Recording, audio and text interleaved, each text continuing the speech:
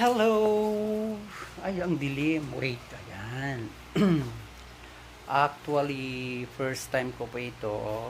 Jojo Gallardo Gambalan from Tubong Isabela po. Pero sa kasalukuyan, nandito kami ngayon sa Zambales. Dito pa kami nag-stay sa aking kapatid. Siguro mga bali magsi 7 years na kami rito kasama ang aking Junakis na si Jura Cafe. Ayan. Ano pa ba? Bali first time ko talaga kasi hindi ko pa alam kung anong gagawin ko yan. Papakilala ko muna yung sarili ko Jojo Gallardo Gambalan. Then naririnig ba yung boses ko? Then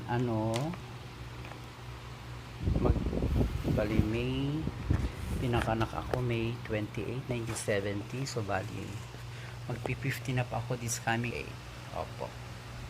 This coming May 28, magpi-50 na, tumatanda na tayo.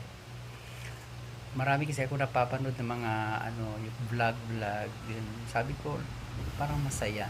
Sabi ko i-try ko nga. Yan, try ko na.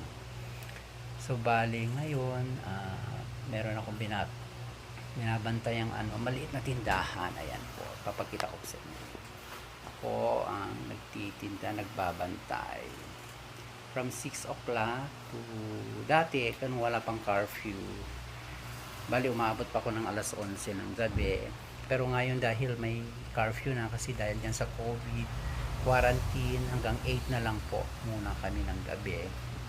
Ganon. Ano pa ba? Teka lang.